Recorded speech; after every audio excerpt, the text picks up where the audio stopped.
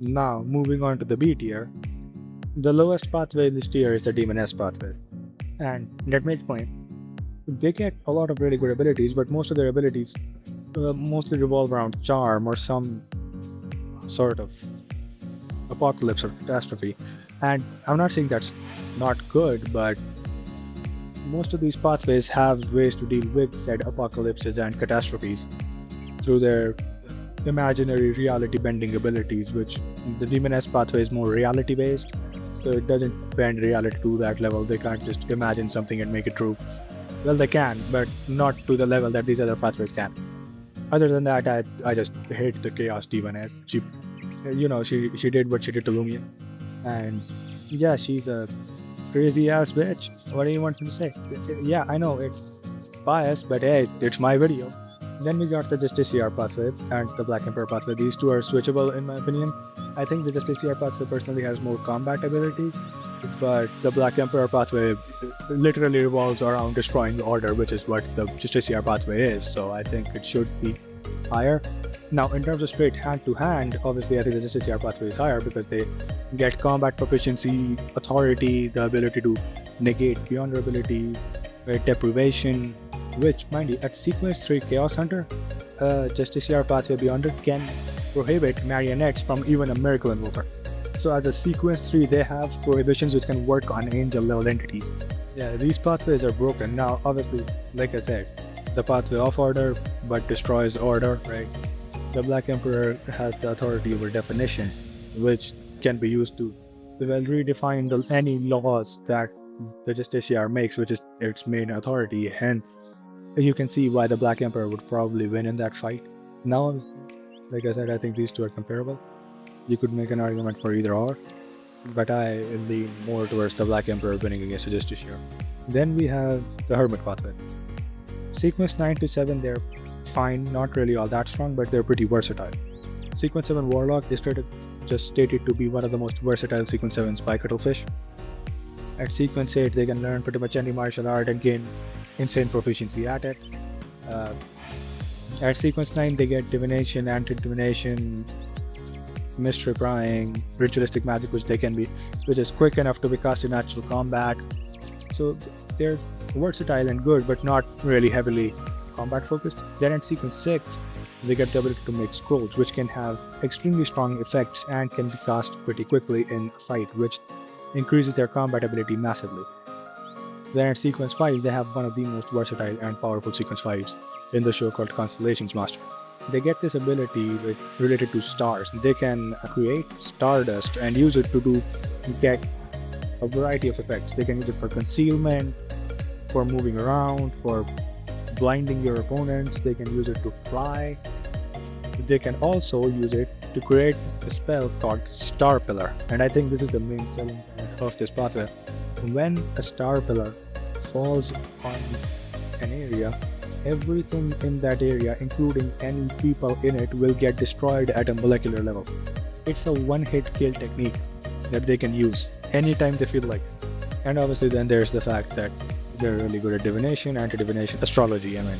Sequence 4, they can create fairy tale magic, although not everyone can. That was a special thing for Bernadette and Cattleya, but the potential is pretty high. Then at Sequence 3, they can see into the River of Fate, which is a broken ability to have. Obviously, we all know how useful prophecy is in the show.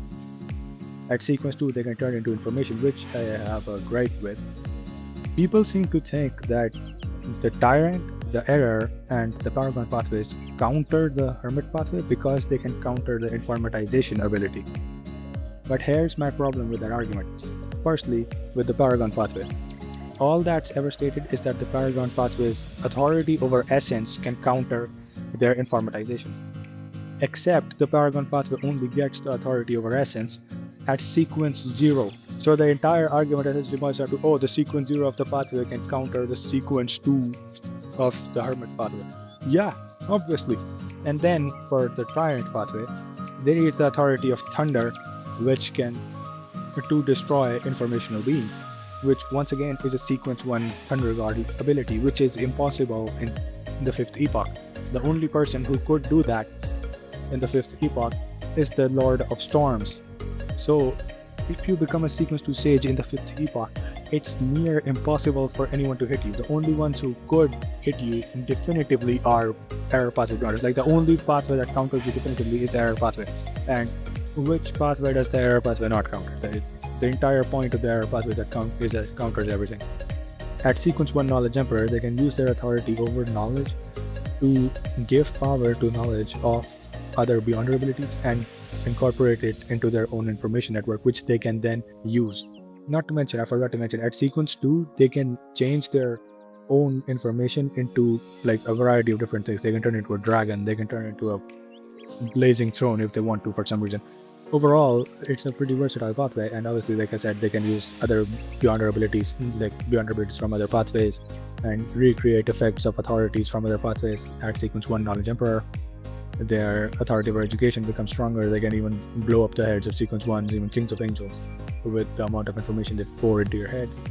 At sequence 0, they get the symbolism of numbers. They can essentially use it to recreate the effect of the world coming into being, so to speak. Right? 0 represents non-existence, and 1 represents the original world, original one, the original creator, creating everything in existence. They can turn 0 into 1, so they can use this authority to turn an area around them into a digital world, and then turn all of the ones in that area into zeros, thus destroying everything there.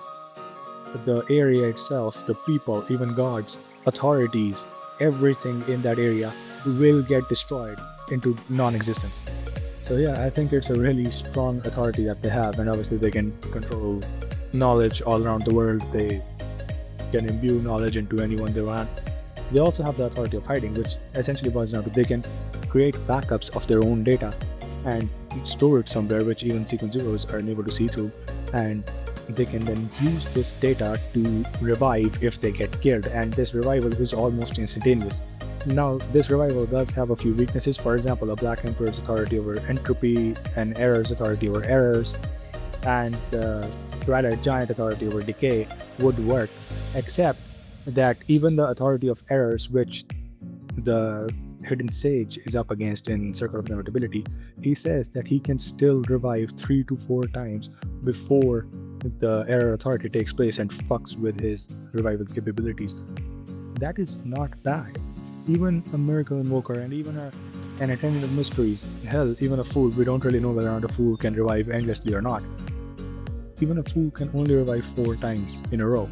Right? So I think that's pretty good revival capability. Then we have the Red Priest pathway. It doesn't really go to say that the War pathway is really strong in combat. Starting at sequence 5 Reaper, it straight up just stated that in terms of offensive capability, the Red Priest pathway is higher than any other pathway starting at that point, although they do lack the capability to one-hit their opponents. Starting and then at sequence 4, they can use pretty much anything they get in their hands as a lethal weapon. They can turn anything into a lethal weapon. They can turn their mind into steel to resist influences from, let's say, a manipulator. They can use courage. They're obviously really strong.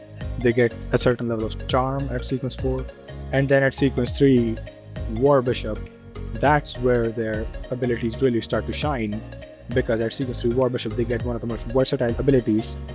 They can use their authority over war to cause a sacrifice, which can then let them use the abilities of a sequence 2, whether Warlock as a sequence 3. Firstly, they can use abilities of a sequence 2 as a sequence 3. Secondly, they can control their army obviously really well, and they can share the power and abilities of this army among anyone. So if they have Beyonders from other pathways in their army, they can use Beyonder abilities of other pathways. That is insane. Then at sequence 2, well, I don't really think sequence 2 is all that good. They just get the authority over weather. They can control weather to a certain degree. I don't think it's that good. Sequence 1 though is good, called Conqueror, which gives them partial authority over conquering.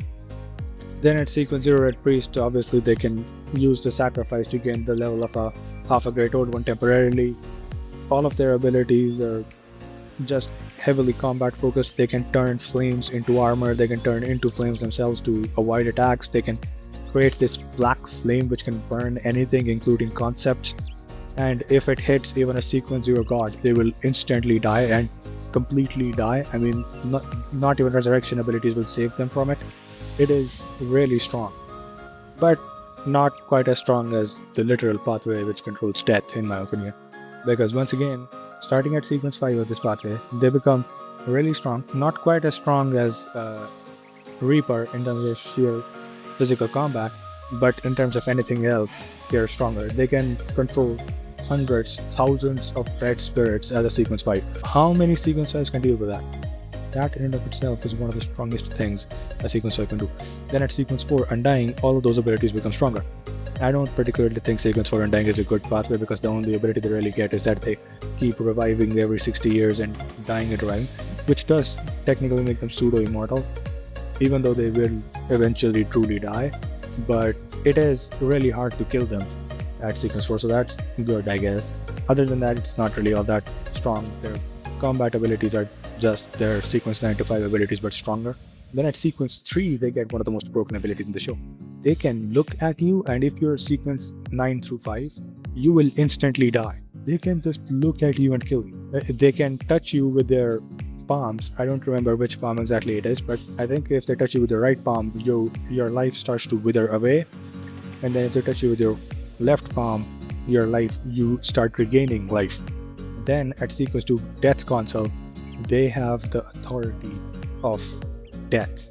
Partial authority of death. They had the partial authority of death at sequence 3 Ferryman as well, but it's stronger now. They can create an entire world, an entire battlefield, which is just filled with undead and is suited for their combat. It essentially creates an entire battlefield with the aura of the underworld, which they, as a death console, would be able to thrive in, but then you would get affected by and probably corrupted or killed by. So it's just really hard to kill them. They can do large area of effect, spanning entire battlefields that have millions of subordinates, hundreds of thousands to millions of subordinates. Then at sequence 1, all of those abilities just become even stronger. They get the authority of Pallor, which essentially manifests in the way of them creating this world called the Pale World. And in this world, 2 seconds is equivalent to the withering effect of thousands of years. So even if you're an angel, a few seconds in this world will kill you. That's how strong these guys are at sequence 1. They're capable of killing concepts, they're capable of killing thoughts, they're capable of killing pretty much anything, like nearly anything at the sequence 1 level, and they can obviously degenerate even color from their surroundings. That's why they're called the Pale Emperors. They can make everything around them black and white. They can degenerate even color, wither even. And then you have sequence 0 Death, which is just, they can kill anything. That's essentially what it boils down to. I'm not going to bother explaining. Their sequence 0 Death. Then at S tier, we have the Visionary pathway, the Fool pathway, the Hanged Man pathway, the Error pathway, and the Door pathway. Visionary pathway is at the lowest of the S tier, mainly because most of their abilities can be countered to a certain degree by these other pathways. Right? Their main authorities at the sequence 0 level boil down to prophecy and abilities in the mind domain, along with the ability of envisioning, which just lets them create anything they want, except for uniquenesses of other pathways. But they can create uniquenesses of other pathways from their own group, so they could technically create the uniqueness of the Hanged Man pathway to gain the abilities and authorities of the Hanged Man pathway. So it is really strong, except that most of these pathways have abilities related to the mind domain or the authority of degeneration and corruption in the case of the Hanged Man pathway. But either way, it's really strong, except I think other pathways can counter it better. That's essentially what my problem with the Visionary pathway boils down to, or these 4 pathways can counter it, in my opinion. The Fool pathway, they can just fool fate. They can fool the fate of them envisioning something. They can fool the fate created by them in the form of a prophecy. They can fool time, history. We all saw how well Klein uses this pathway, except sequence 9 to 5 are just not that good, in my opinion. I've learned over this before. I don't think the sequence 9 to 5 of the Fool pathway are that good. Sequence 4 onwards, they become really strong.